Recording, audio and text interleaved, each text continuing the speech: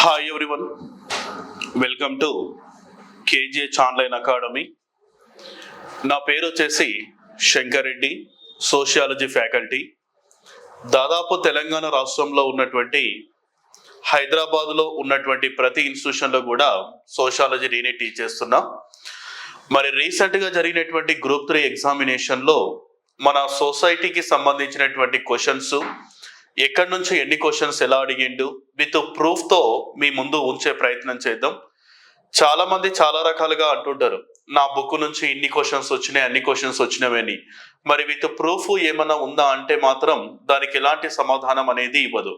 Last వరకు నా దాని నుంచి ఎన్ని క్వశ్చన్స్ వచ్చినాయని మాత్రమే చెప్తుంటారు, కానీ ఎన్ని అంటే మాత్రము వచ్చినవని మాత్రమే సమాధానం చెప్తుంటారు. మీ అందరి అభ్యర్థన కొరకు ఏంటి సార్ అంటే, క్లియర్గా ఒక మెటీరియల్లో ఏ పేపర్తో అంటే పేజీ నెంబర్తో సహా నేను మీకు ఇచ్చే ప్రయత్నం చేస్తా. కొన్ని క్వశ్చన్లు అయితే ఎలా అడిగిండు సార్ అంటే, యాజ్ ఇట్ ఈస్ గా మెటీరియల్లో ఉన్నటువంటి కాన్సెప్ట్ను తీసుకొని క్వశ్చన్ ఫ్రేమ్ చేయడం కూడా జరిగింది. ఓకే, ఇప్పుడు నేను రాసినటువంటి సెకండ్ ఎడిషన్ బుక్ మీ అందరి దగ్గర ఉండింటది. ఈ సెకండ్ ఎడిషన్ బుక్ లో చూసినట్లయితే ప్రతి క్వశ్చన్ కూడా మెటీరియల్ నుంచి రావడం జరిగింది. మొత్తం 50 క్వశ్చన్లు అడిగిండు అంటే అందులో 42 క్వశ్చన్లు యాజ్ ఇట్ ఈస్ గా మెటీరియల్ నుంచే రావడం జరిగింది. ఒక ఫ్యాకల్టీగా చెప్పుకోవడానికి చాలా గర్వంగా ఫీల్ అవుతున్నాను ఈ విషయంలో. ఎందుకంటే ఎన్నో బుక్స్ ఎన్నో రకాలుగా నిరుద్యోగులు చదివి బాధపడుతూ ఉంటారు. అంటే ఒక మెటీరియల్ నుంచి 50 క్వశ్చన్లకు 42 క్వశ్చన్లు వచ్చినవి అంటే ఇంతకన్నా సంతోషం అనేది ఏమీ లేదన్న విషయం గమనించాలి. ఎందుకంటే ఒక ఫ్యాకల్టీకి ఇంతకన్నా ఆనందము ఏది కూడా ఉండదు అని నేను నా మనస్ఫూర్తిగా చెప్తున్నా.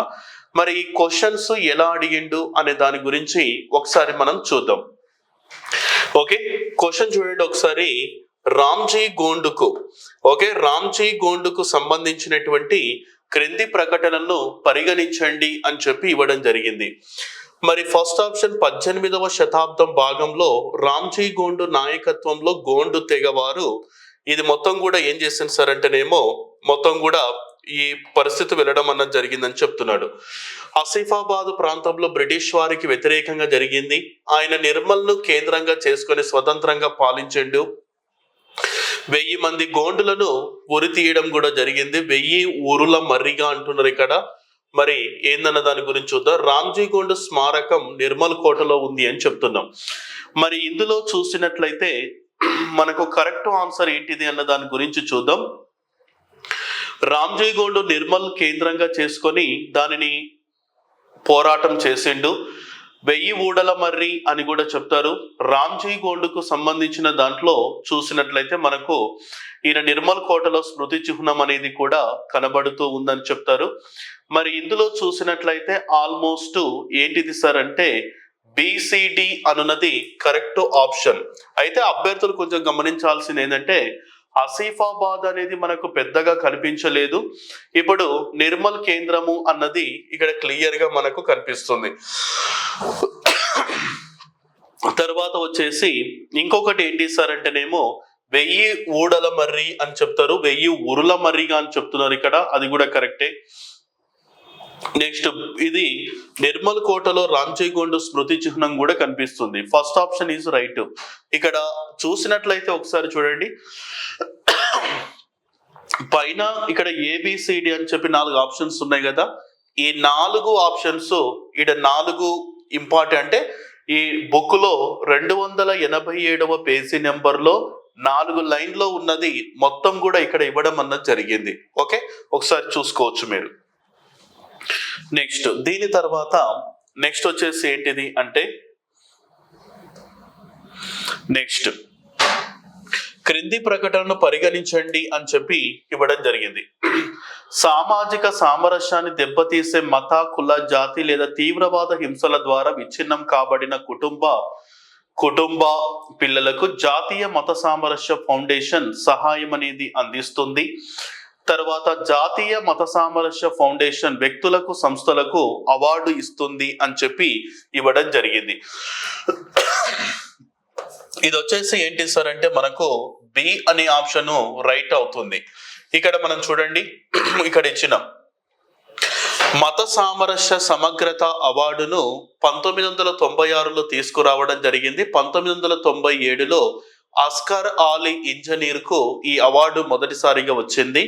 సంస్థకు 5 లక్షలు, పర్సన్కి 2 లక్షల రూపాయలు ఇస్తారు. కానీ ఇక్కడ వాళ్ళ పిల్లలకు ఫౌండేషన్ సహాయం చేస్తుంది అని మాత్రం ఎక్కడ మనకు ఇవ్వలేదు. మనకు బి అనే ఆప్షన్ మాత్రమే కరెక్ట్గా చూసుకోండి. ఓకే, నెక్స్ట్ వచ్చేసి క్రింది వారిలో సికింద్రాబాద్ లో ఉజ్జయిని మహంకాళి దేవాలయాన్ని నిర్మించినది ఎవరు అని చెప్పి ఇవ్వడం జరిగింది. మీ దగ్గర ఎన్నో రకాల బుక్స్ ఉంటాయి కదా, ఈ పాయింట్ ఉందో లేదో ఒకసారి చూసుకునే ప్రయత్నం చేయండి. ఇక్కడ క్లియర్ గా మనకు తెలంగాణ సొసైటీ అనేటటువంటి టాపిక్ ఉంటుంది. ఈ తెలంగాణ సొసైటీలో బోనాలు అనేటటువంటి ఒక పండుగ ఉంటుంది.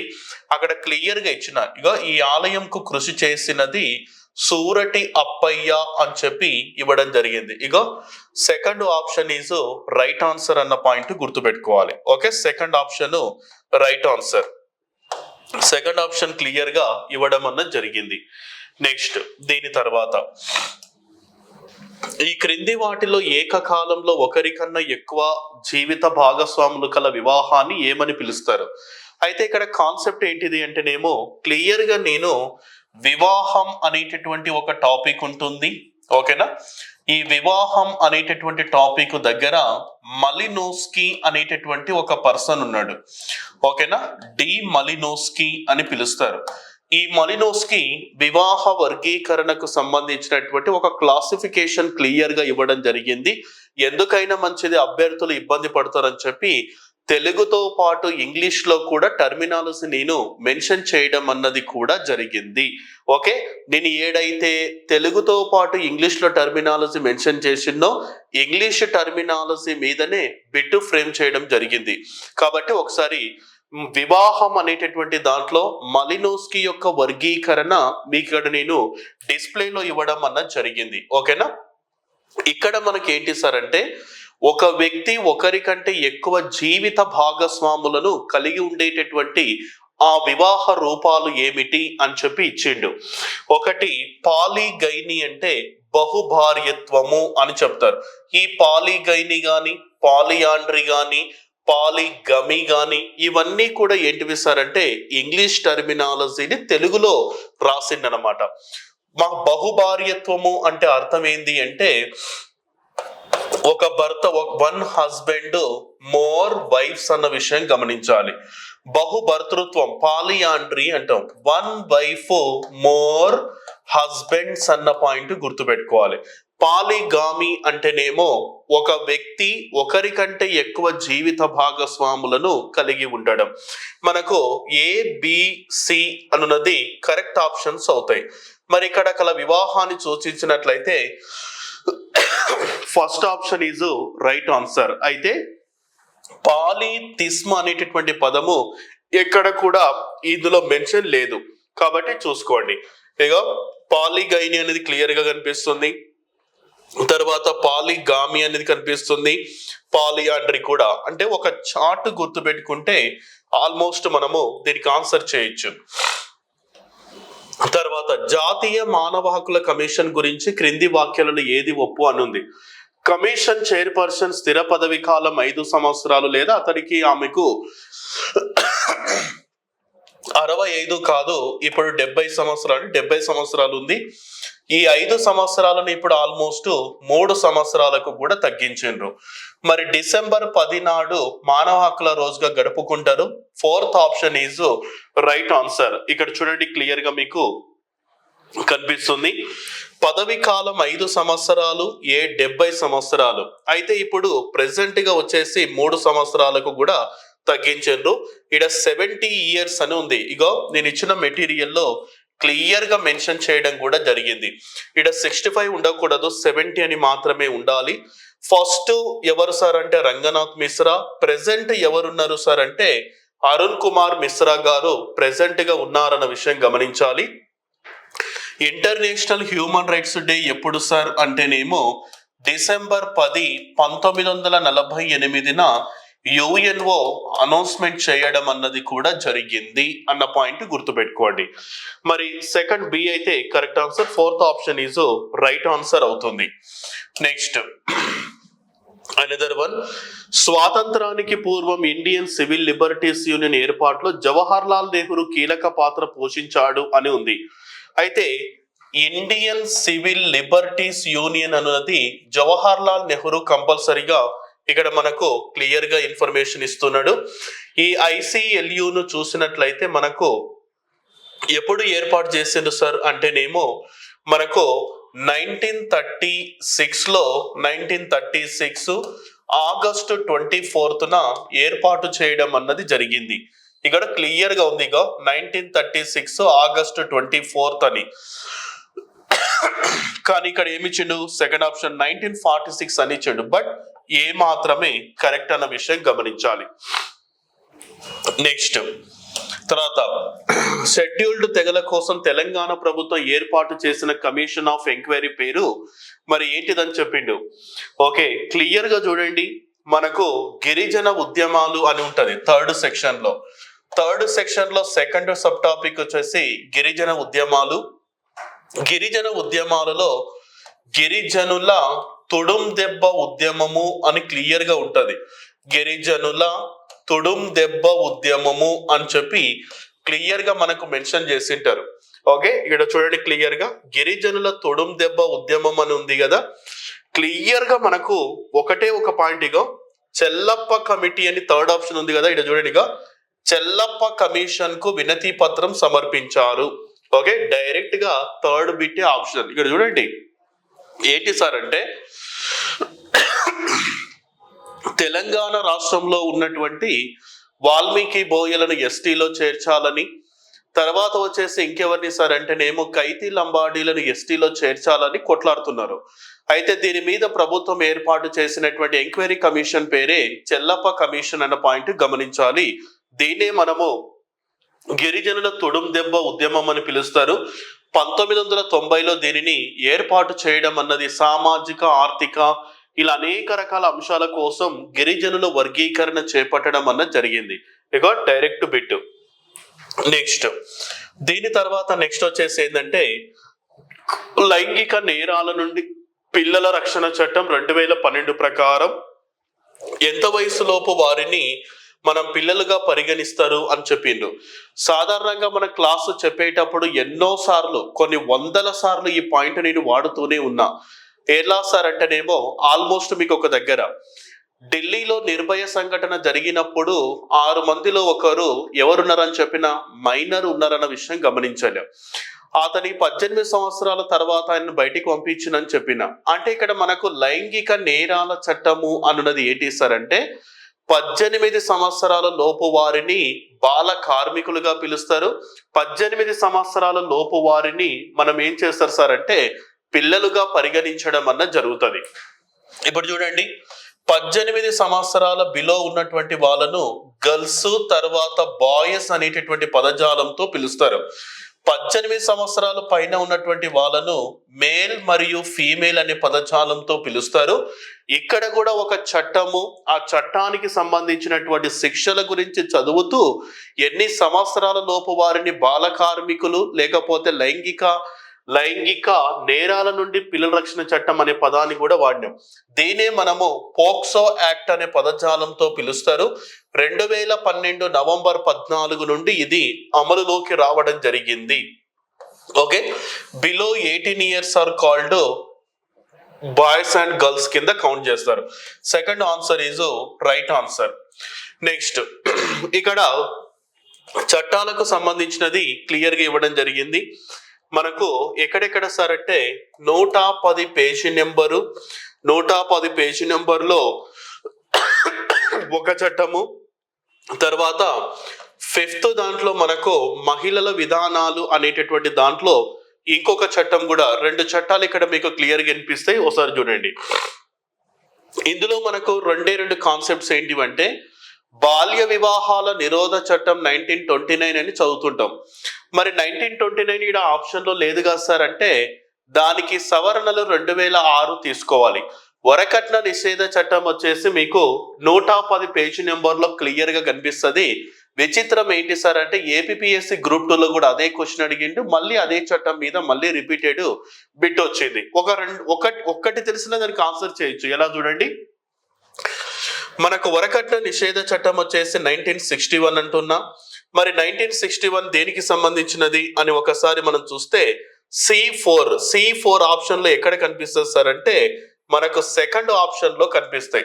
ఓకే, సెకండ్ ఆప్షన్ లో మనకు క్లియర్ గా కనిపిస్తాయి.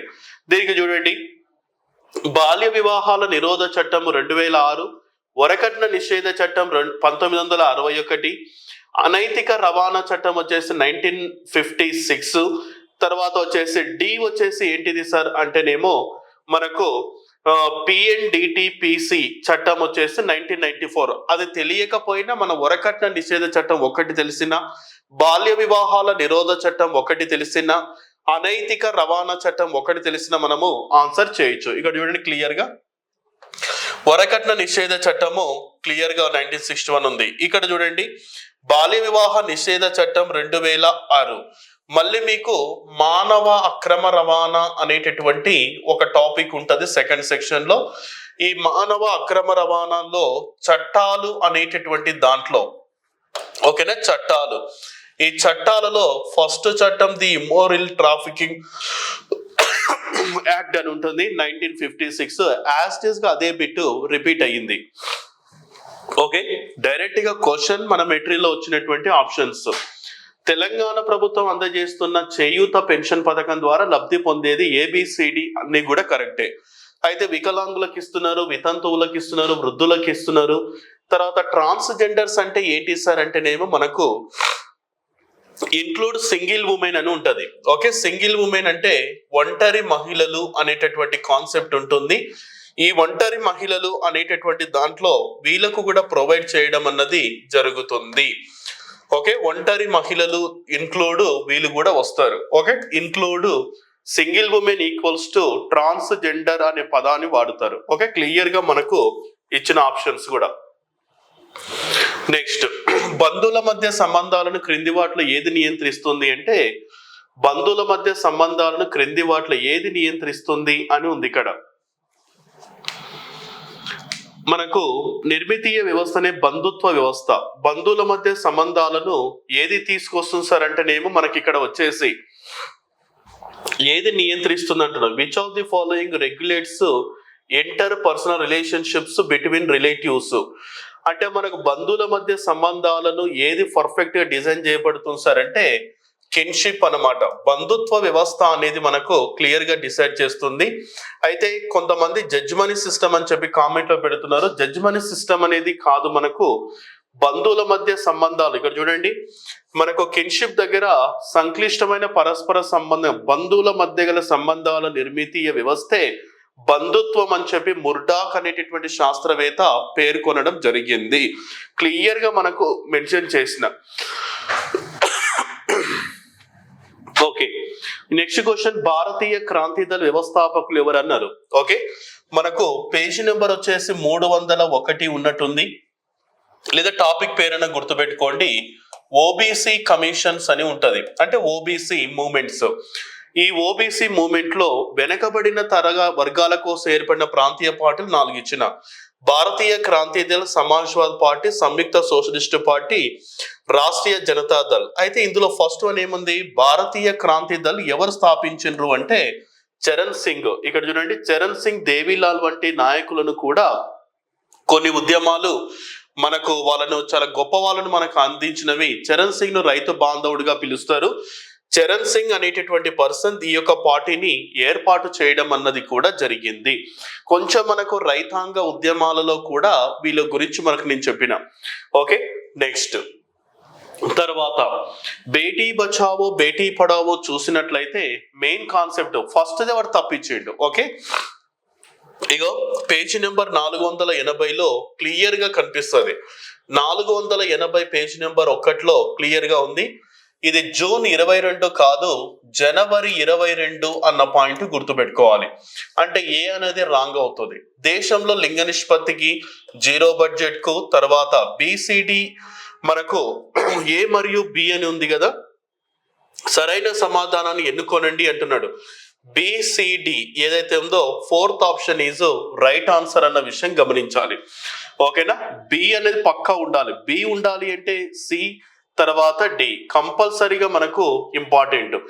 ఏ ఎక్కడైతే ఉందో అది తప్పు అవుతుంది. ఏ ఏడైతే ఉందో తప్పు అంటే దాని మీనింగ్ ఏంటిది? బిసి మరియు డి. సింపుల్ లాజిక్ బాబు. ఓకే, క్లియర్ చూడండి నేను ఏం చెప్తున్నా. 2015 జనవరి 22 అంటున్నా. జనవరి 22 కాదు, ఇదేంటి జూన్ 22 ఇచ్చిండు అంటే మనకి ఏ ఆప్షన్ ఏదైతే ఉందో అది తప్పు అవుతుంది. బిసిడి కరెక్ట్ ఆప్షన్ అవుతుంది. అంతే, సింపుల్ క్వశ్చన్. నెక్స్ట్, సంతాల్ తెగ భారతదేశంలోని అత్యంత ముఖ్యమైన తెగలలో ఒకటి మరియు వారు బీహార్ నుండి ప్రస్తుత బంగ్లాదేశ్ వరకు విస్తరించున్న విస్తారమైన ప్రాంతంలో నివసిస్తున్నారు. ఒకటే పాయింట్, భారతదేశంలో అత్యధికంగా సంతాల్ తెగ పాపులేషన్ కలిగి ఉన్న రాష్ట్రం వెస్ట్ బెంగాల్ చెప్తారు. ఈశాన్య రాష్ట్రాలు కూడా వస్తవి. వెస్ట్ బెంగాల్లో సంతాల్ తెగ పాపులేషన్ ఉంది అంటే దాని పక్కన బంగ్లాదేశ్ ఉంది. మరి ఇక్కడ బీహార్ లో కూడా ఉన్నారు. ప్రెసెంట్ మన ఇండియన్ ప్రెసిడెంట్ అయినటువంటి ద్రౌపది ముర్ము చూసినట్లయితే మనకి ఎవరు సార్ అంటేనేమో మనకు సంతాల్ తెగకు సంబంధించినటువంటి వాళ్ళే. అంటే ఇక్కడ మనకు ఆల్మోస్ట్ బీహార్ నుంచి బంగ్లాదేశ్ వరకు ఎక్స్టెండ్ అయి ఉంటారు. ఒకప్పుడు తెలంగాణలోని ఆదిలాబాద్ జిల్లాలో కూడా వీళ్ళ పాపులేషన్ చాలా తక్కువ మోతాదులో ఉండేదని చెప్తున్నారు. ఇక్కడ వీళ్ళు మాట్లాడేటటువంటి భాషలు కూడా చాలా రకాలుగా ఉంటవి. మనకు స్క్రిప్ట్ డిజైన్ కూడా చూడొచ్చు. ఇది ఫస్ట్ ఏ ఆప్షన్ అనేది రైట్ ఆన్సర్. వీళ్ళు ఇది సెకండ్ ఆప్షన్ ముండారి మాండలికం అనేది తప్పు అవుతుంది. వీళ్ళు ఆస్ట్రో ఆసియాటిక్ వర్గానికి సంబంధించిన వాళ్ళు. వీళ్ళు వేరే పర్పస్ లో లాంగ్వేజ్ అనేది మాట్లాడడం అన్నది జరుగుతుంది. ఓకే, ముండారి అనేటటువంటి భాషలు వీళ్ళకు ఉండవు. ముండా భాషలు సంతాలి, గోండి, కార్యం మొదలైనవి అని చెప్పి ఉండడం జరిగింది. మనకి ఇందులో ఇక్కడ క్లియర్ గా చూస్తే ముండా భాషలు అంటున్నాం. ముండా భాషలు అంటే ముండారి కిందికే చెప్తారు. ఏ మరియు బి అనే రెండు కూడా సరి అయినవే. Okay, first option is right answer అన్న పాయింట్ గుర్తుపెట్టుకోవాలి. వీళ్ళకు సంబంధించినటువంటి భాషలను ఎవరు సార్ చేసిండ్రు అంటేనేమో పండిత్ రఘునాథ్ ముర్ము సంతాల భాషకు సంబంధించిన దాన్ని వాళ్ళు రాయడం జరిగింది అనమాట. ఓకే, క్లియర్ గా మనకు రెండు కూడా కరెక్ట్ వస్తాయి. నెక్స్ట్, ఇండిగో క్రింది ఉద్యమాలను చూసినట్లయితే మరి ఏ విధంగా సార్ క్రింది ఉద్యమాలను వాళ్ళు మెన్షన్ చేసిండ్రు అని చూస్తే ఒకసారి మనం చూద్దాం. ఈ క్రింది ఉద్యమాలకు సంబంధించినటువంటి దాంట్లో మెయిన్ గా మనకి ఏంటిది అన్న దాని గురించి ఒకసారి మనం చూద్దాం. ఫస్ట్ వచ్చేసి ఏంటి సార్ అంటేనేమో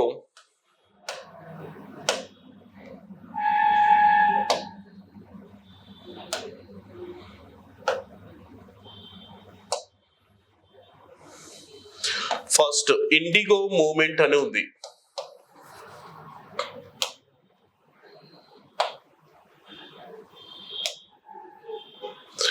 ఓకే, ఇండిగో మూవ్మెంట్ తర్వాత వచ్చేసి బోడో ఉద్యమము, తెబాగు తర్వాత వచ్చేసి మోప్లా. ఇది మీకు ఇండియన్ హిస్టరీ కూడా క్వశ్చన్ ఇది. అయితే నేను నా పర్పస్ లో ఒకసారి మనం చూసినట్లయితే ఇండిగో మూవ్మెంట్ అనేది 1859 to 1860 అని చెప్తారు. బోడో ఉద్యమము 1987, తెబాగో 1946 to 1947 మనకు రైతాంగ ఉద్యమాలలో టచ్ అవుతారు.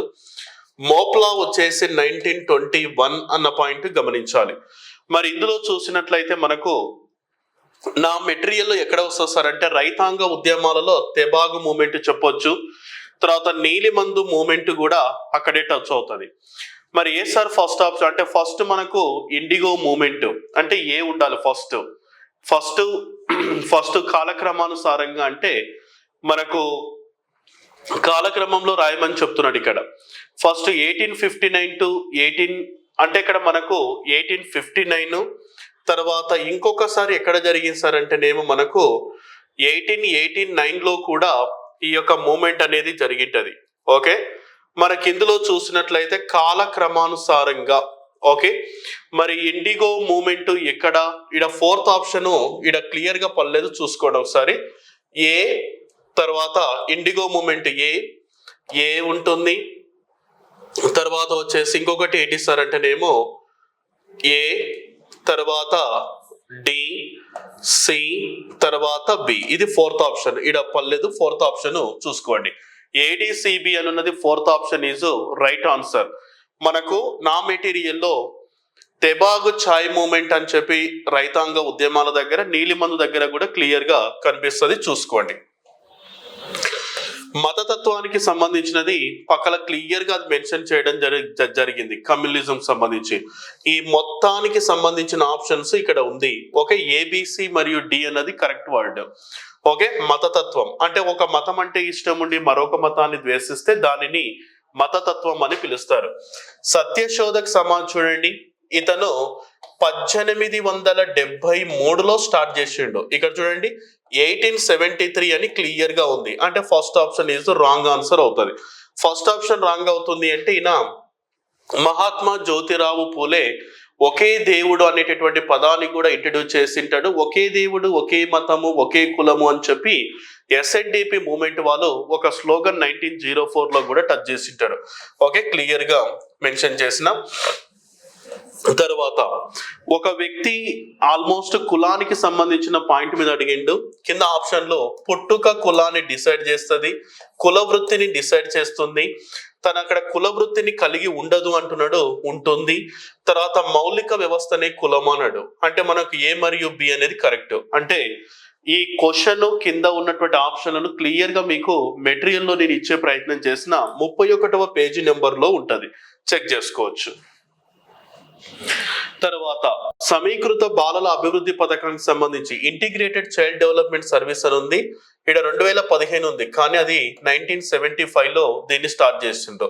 మిగిలినవన్నీ కూడా కరెక్టే. ఓకే, ఇక్కడ క్లియర్ గా మీకు page number 490. Okay, 490 page number లో క్లియర్ గా ఉంటది. నెక్స్ట్ రంపా తిరుగుబాటు, తర్వాత వచ్చేసి చిప్కో మూమెంట్, తర్వాత బీర్సా ముండా. ఓకే, క్లియర్ గా మనకు ఉన్నాయి. ఇందులో మనకు కొన్ని కాన్సెప్ట్స్ తెలిస్తే మనం ఆన్సర్ చేయొచ్చు. ఇక రంపా తిరుగుబాటు అంటే తూర్పు గోదావరి జిల్లా అంటున్నా. తూర్పు గోదావరి జిల్లా అన్నప్పుడు ఆంధ్రప్రదేశ్. ఇక్కడ బీర్సా ముండా అన్నది మనకు జార్ఖండ్ అవన్నీ వస్తాయి. ఒకవేళ జార్ఖండ్ ఆప్షన్ లో లేకపోతే చోటా నాగపూర్ అన్న పాయింట్ అన్న చూసుకోవచ్చు. ఓకే, చోటా నాగపూర్ అనేటటువంటి పదం అన్న చూసుకోవచ్చు. చిప్కో మూమెంట్ ఇక క్లియర్ గా మీకు నా యొక్క పర్యావరణ ఉద్యమాలలో ఉత్తరాఖండ్ అన్నది క్లియర్ గా ఉంటుంది, అక్కడ కూడా చూసుకోవచ్చు. Okay, second option is right answer. తర్వాత చౌర్ తిరుగుబాటు జరిగిన ప్రదేశం బంకురా. ఓకే, చూడండి ఇక్కడ బంకురా గ్రామం 1799లో జరిగింటది. 1799లో దుర్జన్ సింగ్ నేతృత్వంలో జరిగింది. ఈ ఉద్యమానికి కారణము ఏంటి సార్ అంటే ఈ యొక్క పన్ను వసూలు అధికం ఉండడం, బ్రిటిష్ వారి యొక్క ఆర్గ్యుమెంటేషన్, ఇవన్నీ కూడా రీజన్స్ అన్న పాయింట్ గుర్తుపెట్టుకోవాలి. Next page number 273. Okay, material లో క్లియర్ గా చూడొచ్చు. అంటే ఇక్కడ 273 లేదా 274లో క్లియర్ గా మీకు కనిపిస్తుంది. గురుపాద స్వామి కమిషన్ ఇక్కడ 226 కదా, ఒక పేజీ అడిషనల్ గా చూసుకోండి, 227 అవుతుంది మన మెటీరియల్లో. అంటే ఒక ముందు మాట వచ్చింటది కాబట్టి 227 అవుతుంది. ఇక్కడ చూడండి గురుపాద స్వామి కమిషన్ 1979. ఇక ఫస్ట్ ఆప్షన్ 1979. సెకండ్ ఆప్షన్ ఈ కమిషన్ ఆఫ్ బాల కార్మిక 1986. ఇక 1986. మానవ అక్రమ రవాణా అనేది సంబంధం లేదు. First option is right answer. పైన క్వశ్చన్ మ్యాటర్ ఎట్లా ఉందో కింద ఆప్షన్స్ అట్లే ఇచ్చిండు, నో డౌట్. వానికి మన మెటీరియల్ దొరికినట్లు ఉంది అంతే. భారతదేశంలోని ఉమ్మడి కుటుంబం యొక్క ఈ క్రింది లక్షణాలు ఏవి సరైనవి అంటే పెద్ద పరిమాణంలో ఉంటుంది, ఉమ్మడి నివాసం ఉంటుంది, ఉమ్మడి ఆస్తిని కలిగి ఉంటారు. ఉమ్మడి ఆస్తి, ఉమ్మడి మతం అనేది మనకు క్లియర్ గా ఉంటుంది. వాళ్ళంతా కూడా ఆల్మోస్ట్ ఒకే దానికి సంబంధించిన వాళ్ళై ఉండొచ్చు. ఓకేనా, ఈ కింద కూడా క్లియర్ గా మనకు మెన్షన్ చేసినాం. జాతీయ బాలల హక్కుల పరిరక్షణ కమిషన్ కు సంబంధించిన వాటిలో ఏవి ఒప్పు అన్నాడు. అయితే ఇక్కడ మనకు 2005లో దానిని తీసుకురావడం జరిగింది. 2007లో అమల్లోకి కూడా వచ్చింది. ఫస్ట్ వచ్చేసి ప్రొఫెసర్ శాంతా సిన్హా గారు ఉన్నారు. ప్రెసెంట్ వచ్చేసి ఎవరున్నారు అంటే ప్రియాంక్ కనుంగో గారు ప్రెసెంట్ గా ఉన్నారు. ఓకే, శాంతా సిన్హా మన ఆంధ్రప్రదేశ్ రాష్ట్రంలోని నెల్లూరు ప్రాంతానికి సంబంధించిన వాళ్ళు. 2005 కరెక్ట్. ఇక్కడ 16 కాదు, ఇక్కడ 18 సంవత్సరాలని ఉండాలి. ఇది కరెక్టే. తర్వాత 2007లో ఏర్పడింది. ఏసీడీ ఎక్కడైతే ఉందో అదే కరెక్ట్ ఆన్సర్. ఈ మొత్తం మీకు చదివితే ఆన్సర్ అనేది క్లియర్ గా అర్థమవుతుంది. నెక్స్ట్, భీమన్న జాతరను ఎవరు ఎక్కువగా జరుపుకుంటారో కోలం. ఓకే, ఇక చూడండి క్లియర్ గా 364 పేజీ నెంబర్ లో చూసినట్లయితే క్లియర్ గా మీకు కోలం తెగ దేవుడు వాళ్ళు ఆదిలాబాద్ లోని వాళ్ళు జరుపుకుంటారు. ప్రతి సంవత్సరం జంతువులను బలిగా ఇవ్వడం జరుగుతుంది. జెండర్ మూస పద్ధతులకు లేదా జెండర్ స్టీరియో టైప్స్ అని చెప్తారు. ట్రాన్స్జెండర్ల మీద కంపల్సరీ ఒక క్వశ్చన్ అడుగుతున్నారని చెప్తూ ఉన్నాం. ఈ ట్రాన్స్జెండర్స్ ఎట్లా సార్ అంటే లింగ వివక్షతో కూడిన వాళ్ళుగా సమాజం వాళ్ళని గుర్తిస్తుంది. అంటే వాళ్ళు ఒక రకమైనటువంటి అంటే మేల్ కాదు ఫీమేల్ కాదు అని చెప్పి ఒక రకమైనటువంటి ఇన్సిడెంట్ చెప్తున్నారు వాళ్ళు. అయితే ఒక రకమైనటువంటి డిస్క్రిమినేషన్ కూడా వాళ్ళ మీద ఉంది. ఇప్పుడు సమాజంలో ట్రాన్స్జెండర్ ఎక్కడైనా కనిపించినట్లయితే తన మనసులో తాను నేను కూడా ఒక మేల్ గా కానీ ఫీమేల్ గా కానీ ఉంటే బాగుంటుంది అనుకోవడం, సమాజం నన్ను వివక్షతకు గురి చేస్తుంది అనుకోవడం, కొన్ని లక్షణాలు అమ్మాయి లక్షణాలు కొన్ని లక్షణాలు అబ్బాయి లక్షణాలు కూడా ఉంటే వాళ్ళు ఒక రకమైనటువంటి డిస్క్రిమినేషన్ వివక్షతకు కూడా గురవుతున్నారని చెప్తున్నారు. వాళ్ళ దైనందిన జీవితంలో ప్రదర్శించేటటువంటి స్త్రీ పురుషుల పట్ల ఏకపక్ష ధోరణి, వాళ్ళ పద్ధతి మూస పద్ధతిగా ఏ మరియు బి. ఇక్కడ క్లియర్ గా మీరు ఈ పాయింట్ చదివితే దీనికి ఆన్సర్ చేయొచ్చు. ట్రాన్స్జెండర్ అనే టాపిక్ లో క్లియర్ గా ఫస్ట్ ఉన్నది అక్కడ చూసుకోవచ్చు. ఈ దీన్ దయాళ్ ఉపాధ్యాయ అంత్యోదయ యోజన లేదా జాతీయ గ్రామీణ మిషన్ అని కూడా చెప్తారు. ఇది మహిళా కుటుంబాలలో ఒక బృందాలుగా ఏర్పడి వాళ్ళకు ఆల్మోస్ట్ ఏం చేస్తుంది సార్ అంటే సహాయం చేయడానికి జీవన ఉపాధిని కలిగించడానికి తోడ్పడతాయి. పంచు పియరస్ అంటేనేమో మనకు సిక్కు మతంలో మాత్రమే కనబడుతుంది. సిక్కు మతంలో దీనిని 5 కేస్ అనేటటువంటి పదజాలంతో పిలుస్తారు. కేష్, కంగా, కచ్చా, కడా, కిర్పానా అని చెప్తారు. దీనే మనము కల్సా అనేటటువంటి పద్ధతి ద్వారా కూడా దీనిని పంచు పియరస్ అనేటటువంటి పదాలతో చెప్తారు. ఒకవేళ మన ఇట్లా పంచతన్ అన్నప్పుడు ఇస్లాం మతానికి సంబంధించినటువంటి మనకు షియా ముస్లింల ప్రకారం 5 పవిత్రమైన వారు వస్తారు. ఇక్కడ మనకు పంచ పియరస్ అంటేనేమో సిక్కు మతం వస్తుంది. ఇందులో గురు గోబింద్ సింగ్ ఉన్నాడు కదా, లాస్ట్ 10th క్లర్జీ, ఆయన 5 రకాలుగా పాటించడం జరిగింది. ఒకటి కల్సా అనేటటువంటి పద్ధతి గుర్తుపెట్టుకున్నా అది సిక్కు మతానికి సంబంధించినదని ఈజీగా మనం ఆన్సర్ చేయొచ్చు. తర్వాత గ్రామంలోని అట్టడుగు వర్గాలకు చెందిన యువతులను ఇక స్థానిక దేవతకు అంటున్నా. క్లియర్ గా చూడండి, మనకు వస్తున్న సాంప్రదాయం స్త్రీలను దేవతలకు అర్పించడం. ఇక క్లియర్ గా మనకు ఈ పాయింటే జోగిని సిస్టమ్. తర్వాత షెడ్యూల్డ్ తెగల జాతీయ కమిషన్ చూసినట్లయితే ఆల్మోస్ట్ అన్ని కూడా కరెక్టే. 5 సంవత్సరాలు అనేటటువంటి పాయింట్ మాత్రం తప్పు. ఏబిసి అన్నది కరెక్ట్. ఇక క్లియర్ గా మనకు జాతీయ ఎస్టీ కమిషన్ క్లియర్ గా మీకు మెన్షన్ చేయడం జరిగింది 338A ఫస్ట్ ఆప్షన్ లో. తర్వాత ఉల్లంఘనను ఫిర్యాదులను మొత్తం కూడా ఈ యొక్క కమిటీని మొత్తం కూడా చూసుకుంటది. మనకు 5th యూనిట్ లో ఉంటది, క్లియర్ చూసి క్రింది వారిలో ఎవరు ప్రకృతివాదం. ఇక ప్రకృతివాద మొత్తం 5 సిద్ధాంతాలు ఉంటాయి గిరిజనులకు సంబంధించి. అందులో ఫస్ట్ చూడండి మ్యాక్స్ ముల్లర్, జర్మనీ దేశస్థుడు సంబంధించినటువంటి వ్యక్తి. తర్వాత కేంద్ర హోంమంత్రిత్వ ఆపరేషన్ ముష్కాన్ ఇక క్లియర్ గా ఉంది. ఆపరేషన్ ముష్కాన్ కి మరొక పేరు ఆపరేషన్ స్మైల్ అని చెప్తారు. 2015లో తీసుకొచ్చిండ్రు. ఇది బాల కార్మిక వ్యవస్థలో కూరుకుపోయిన పిల్లలను కాపాడమే కాకుండా ఆవాసం కూడా కల్పిస్తారు. అప్పుడు ఉన్నటువంటి 2015లో ఉన్నటువంటి రాజ్నాథ్ సింగ్, హోమ్ మినిస్టర్ రాజ్నాథ్ సింగ్ దీనిని ఏర్పాటు చేయడం జరిగింది అన్న విషయం గుర్తుపెట్టుకోవాలి. ఓకేనా, ఇది దీనికి సంబంధించినటువంటి ఇన్ఫర్మేషన్. ఓకే అండి, thank you all of you.